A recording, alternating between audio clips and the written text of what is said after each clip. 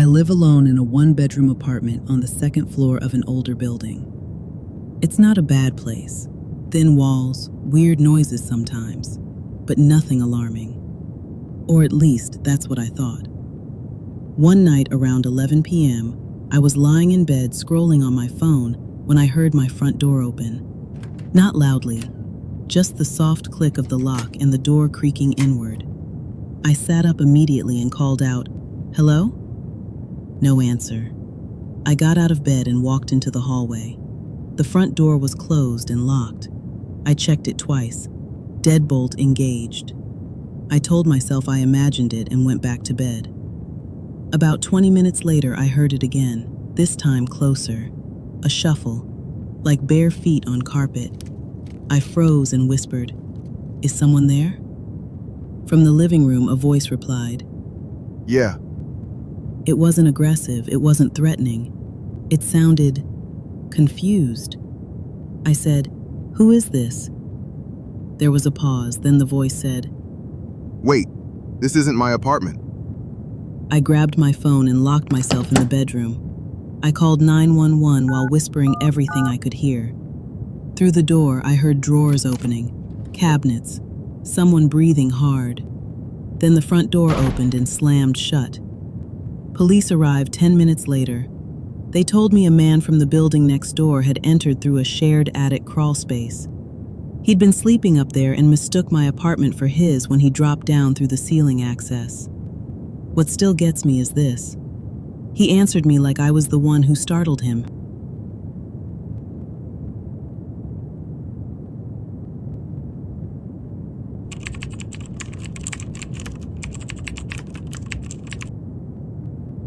This happened about 4 years ago when I was driving home late after visiting a friend.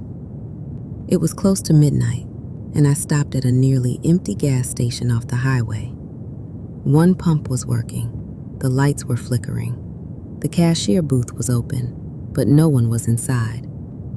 As I stood there pumping gas, a man walked up from the side of the building. He smiled and said, "Long night, huh?" I nodded politely. "You look tired, Kayla." I froze. I hadn't told him my name. I wasn't wearing a name tag. My license plate didn't show it. I asked, "Do I know you?" He shook his head and laughed lightly. "No, sorry. I thought you were someone else." That should have been the end of it. But when I finished pumping gas and got back into my car, he tapped on my window. I cracked it an inch. He said, "Your brake light is out. Just wanted you to know." I thanked him and drove off. 5 minutes later, my phone rang. Unknown number. I didn't answer. A voicemail came through. It was his voice. He said, "Hey, Kayla. Just making sure you got home safe." I pulled over and called the police immediately. They reviewed the station footage. The man never entered the store, never used a phone, never touched my car, and yet he had my name and my number.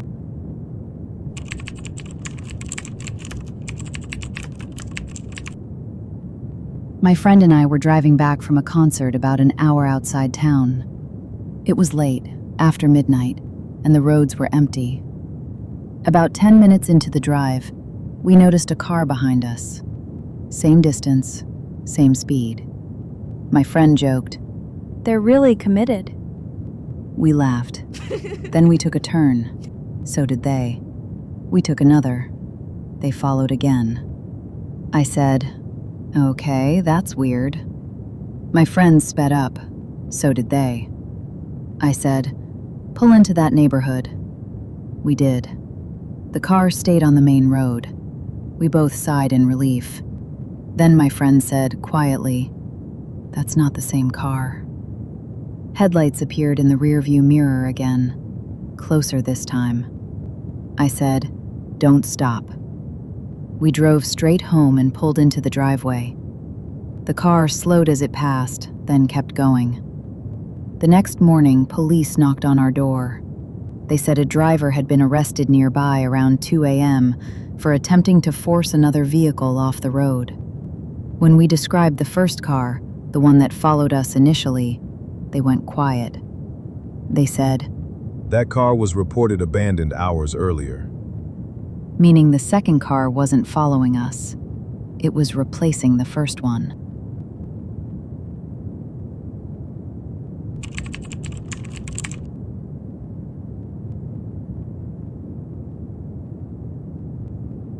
When my girlfriend and I moved into our apartment, the landlord handed us 2 keys and casually mentioned there might still be an old spare floating around from the previous tenant. He said it like it was nothing. We didn't think much of it. For the first few months, nothing seemed off. Doors were locked, windows were closed. Life was normal. Then small things started happening. I'd come home and noticed the couch cushions were rearranged. Not dramatically, just slightly off, like someone had sat down and tried to fix them afterward. One night, my girlfriend asked why I'd moved her makeup bag from the bathroom counter into the cabinet. I hadn't. We joked about it, blamed each other, even blamed the cat. One afternoon, I came home early from work and noticed the apartment smelled like food, something savory, like ramen. The stove was cold, no trash in the bin, no dishes in the sink. That night, I checked the door lock. It was locked from the outside. The breaking point came when I found my spare car key missing from the bowl by the door. We searched everywhere, drawers, laundry, trash, nothing. 2 days later, it reappeared, placed neatly back in the bowl. I bought a cheap camera and hid it on a bookshelf facing the door. The next evening, while we were both at work, the camera sent a motion alert. I watched the footage at my desk. The door unlocked slowly. A man I didn't recognize stepped inside like he belonged there. He didn't rush. He didn't panic. He walked straight to the kitchen, opened the fridge, stared inside for a long time, then sat on our couch. He stayed for 40 minutes. The police later told us he was a former tenant who'd secretly copied a key before moving out. He said he just liked the place and didn't think anyone would notice. We moved out a week later. I still triple-check my locks till this day.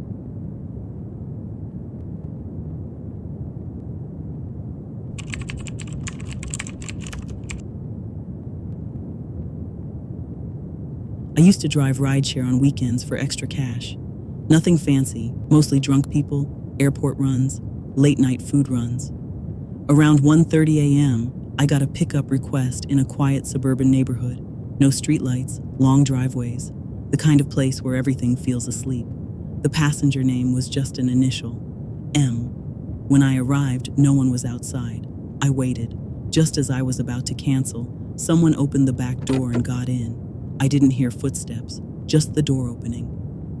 "Hey," I said. No response. I glanced in the rearview mirror. The passenger was sitting directly behind me, hood up, face shadowed. I figured they had headphones in. We drove in silence for a few minutes before I noticed the app still said, "Waiting for passenger." I checked again. The ride hadn't started. I asked, "Hey, are you M?" Nothing. I pulled over and turned around. The back seat was empty. The door was still locked. My heart was pounding so hard I thought I was going to throw up. I checked the trip history. No active ride. No record of anyone getting in. I ended the shift early and went home. The next day, customer support emailed me asking why I'd driven several miles off-route during a canceled pickup. They attached a screenshot of my GPS path. It showed my car driving exactly where I remembered, but with a stop marked halfway through the route, a stop I never made.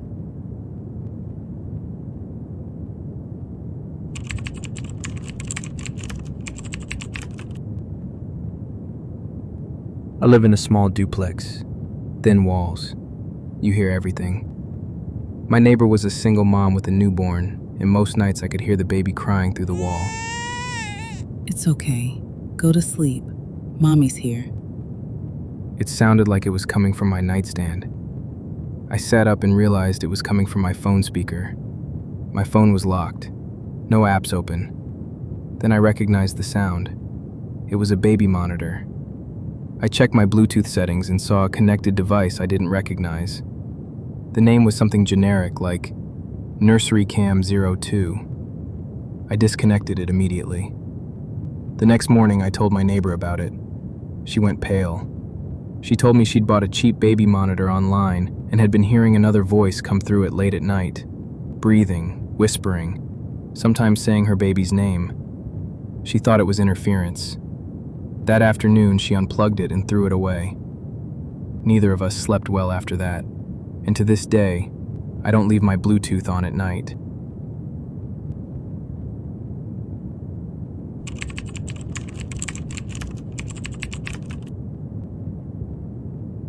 I used to drive Uber on weekends for extra cash. One Friday night, around 1 a.m., I picked up a guy outside a quiet apartment complex. No picture on his profile. That should have been my first red flag. Hey man, I'll tip you well if you don't talk. I laughed it off and said, "No problem." About halfway through the ride, I noticed the GPS rerouting, like the destination had changed. I asked him about it, and he said, Yeah, drop me off here instead. the address was just a dark stretch of road. No houses, no lights. I told him I couldn't stop there. Company policy. He leaned forward, close enough that I could smell cigarettes on his breath. He muttered. You already did. That's when my phone buzzed. The trip had ended. Payment, $0. I pulled over hard and turned around, but the back seat was empty. I checked my dash cam later. The footage skipped from him getting in to me slamming the brakes alone. I stopped driving Uber the next day.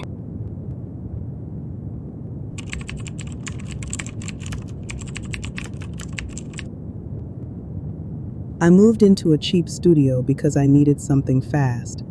The landlord told me the unit above mine was unused. The first night, I heard footsteps. I texted him. He replied. No one lives above you.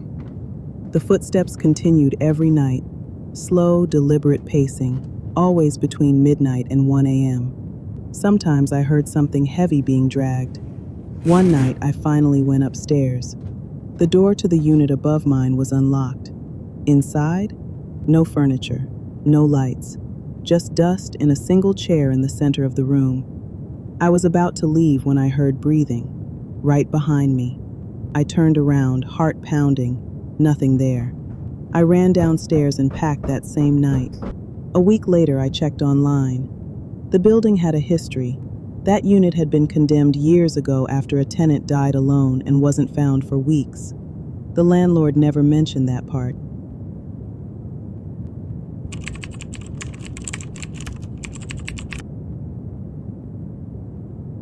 I matched with a girl on a dating app. Normal profile, normal conversation.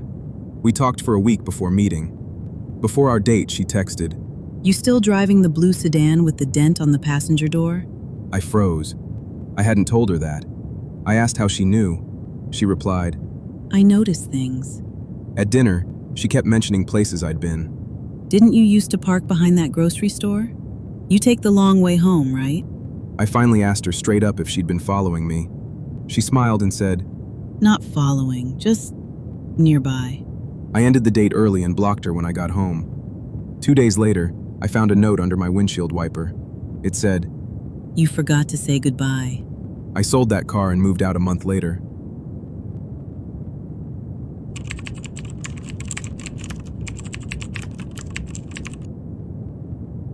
I worked overnight security at a small medical office. Around 3 a.m., the front desk phone rang. I answered. Silence. Then breathing. I said, Hello? A woman whispered. He's not breathing. I asked her, What you mean he's not breathing? Where's your location? She said, Room 3. There was no room 3 in the building. I told her she had the wrong number. She paused, then said my name. I hung up. The next morning, I told my supervisor. He went pale. Turns out, room 3 used to exist before a renovation years ago. A patient had died there during an overnight emergency. The phone records showed the call came from inside the building. That was my last night working night shift. Thanks for watching. If you enjoyed this video, remember to hit the like button and subscribe to my channel. Don't forget to tap the notification bell so you'll be the first to know when a new video drops. Until next time, my friends.